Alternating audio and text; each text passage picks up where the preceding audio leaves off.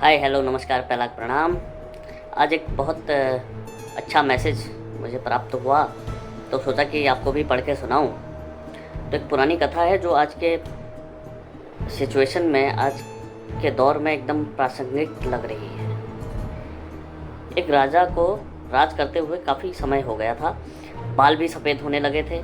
एक दिन उन्होंने अपने दरबार में एक उत्सव रखा और अपने मित्र देश के राजाओं को भी आमंत्रित किया और अपने गुरुदेव को भी बुलाया।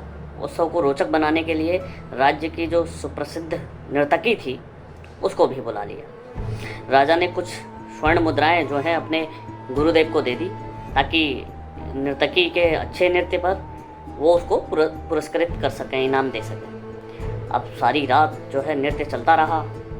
ब्रह्म मुहूर्त की बेला आई। नर्तकी ने देखा कि मेरा तबले वाला जो है ऊँघने लगा है। तो तबले वाले को सावधान करने के लिए उसने एक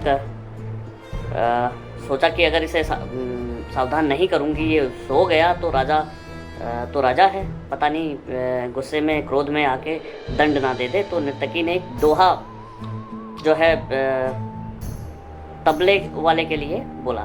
अब दोहा सुनिए। घड़ी गई थोड़ी रही या मैं पल पल जाए, एक पल के कारण यूं ना कलंक लगाए, एक पल के कारण यूं ना कलंक लगाए। अब इस दोहे का मतलब वहाँ पे बैठे सारे लोगों ने अपने अपने अनुसार निकाला। तबले वाला एकदम सतर्क होकर तबला बजाने लगा और जब यह दोहा जो गुरुजी ने सुना तो गुरुजी ने सारी जो मोहरें थी नर्तकी को अर्पण कर दी। और दोहा सुनते ही जो राजकुमारी थी ने भी अपना जो नौलखा हार था, राजकुमारी ने वो नर्तकी को भेंट कर दिया। दोहा सुनते ही राजा के युवराज थे, उन्होंने अपना मुकुट उतारा और नर्तकी को समर्पित कर दिया, दान दे दिया। अब राजा बहुत अचंभित हुआ कि यार ये नृत्य जो है रात से चल रहा है और सुबह होने को आई है, तो ये ऐसा एक अचानक क्या हुआ कि सब लोग दान करने लग गए हैं एकदम से। ये दोहे में ऐसा क्या था? सबने अपनी मूल्यवान वस्तुएं जो है नर्तकी को समर्पित कर दी हैं। राजा जो है सिंहासन से उठा और नर्तकी को बोला, एक दोहा द्वारा आप एक नीच या सामान्य नर्तकी हो, हमको तुमने सबको लूट लिया है। तो जब यह बात राजा के गुरु ने सुनी तो गुरु के नेत्रों में जो है आंसू आ गए और गुरुजी कहने लगे, राजा इसको नीच नर्तकी मत कहो, यह मेरी गुरु बन गई है, क्योंकि इसके दोहे ने मेरी आंखें खोल दी। दोहे से यह कह रही है कि मेरी सारी उम्र जंगलों में भक्ति करता रहा और आखिरी समय में नर्तकी का मुजरा देखकर अपनी साधना नष्ट करने यहाँ चला आया। हे भाई, मैं तो चला। यह कहकर गुरुजी जो है अपना कमंडल उठाया और जंगल की तरफ चले गए।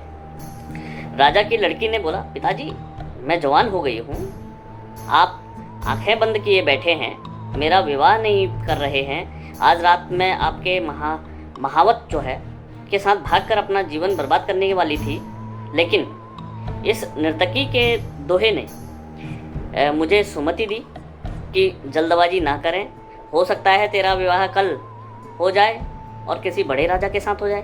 क्यों अपने पिता को कलंकित करने पर तुली हुई है? तो राजा बड़ा प्रभावित हुआ। अब बारी थी युवराज की, भैया तुमने क्यों किया ऐसा? तो युवराज ने कहा, महाराज आप वृद्ध हो चले हैं, फिर भी मुझे राज नहीं दे रहे हैं। मैं आज रात को आपके सिपाहियों से मिलकर आपको मारने वाला था, तख्ता पलट। लेकिन इस दोहे ने मुझे समझाया कि पगले, आज नहीं तो कल आखिर राज जो है वो तो तुम्हें ही मिलना है, तुम्हारा ही होना है। तो क्यों अपने पिता के खून का कलंक जो है अपने सर पर ले रहा है? थोड़ा धैर्य रख ले। जब ये बातें सुन के राजा को आत्मज्ञान हुआ, राजा के मन में वैराग्य आ गया। राजा ने तुरंत फैसला किया कि मैं अभी युवराज को राज तिलक करता हूँ। और फिर क्या था, उसी समय जो है राजा युवराज जो थे वो राजा बन गए। राज तिलक उनका किया गया। उनकी पुत्री को कहा कि पुत्री, दरबार में एक राजकुमार आए हुए हैं, तुम अपनी इच्छा से क्योंकि वहाँ पे राजा ने महोत्सव करवा रखा था, आसपास के राजाओं को बुलाया हुआ था, तो कई सारे राजकुमार आए हुए थे उस दिन राज दरबार में। तो राजा ने बोला कि आप बताइए, आप किसके गले में वरमाला डालेंगी, पति के रूप में किसको चुनेंगी। अब राजकुमारी ने ऐसा ही किया और राजा ने जो है सब कुछ त्याग कर जंगल में अपने गुरु के शरण में चला गया। यह सब देखकर नर्तकी ने सोचा, मेरे एक दोहे से इतने लोग सुधर गए, लेकिन मैं क्यों नहीं सुधर पाई। उसी समय नर्तकी ने भी, उसमें भी वैराग्य आ गया। उसने उसी समय निर्णय लिया कि आज से ये अपना नृत्य नाच गाना बंद करेंगे। हे प्रभु, मेरे पापों को मुझे क्षमा कर दो, अब मैं सिर्फ और सिर्फ आपका सुमिरन करूंगी। तो ये कहानी जो है आज के परिदृश्य में, आज के तारीख में कैसे एकदम सच हो रही है। देखिए, लॉकडाउन जो है ख़त्म हो चुका है, निकल गया, लॉकडाउन निकाल दिया हमने। अब जो है अनलॉकडाउन चल रहा है, अनलॉक हो रही हैं चीज़ें धीरे धीरे, और थोड़े ही दिनों में सब कुछ ओपन हो जाएगा। कोरोना को लेकर जो है अपनी समीक्षा करते हुए देखें तो हमने पिछले 22 मार्च से जो है संयम बरता है, परेशानियां झेली हैं।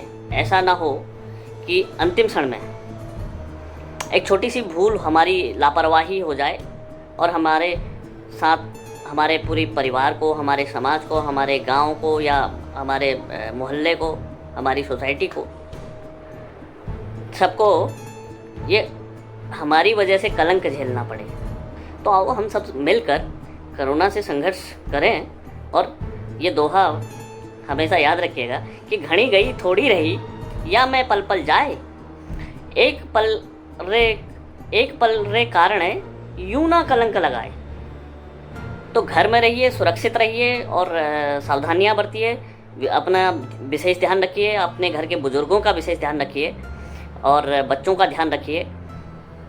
और इस बीमारी से जल्द ही हम पार पाएंगे, जीतेंगे इससे।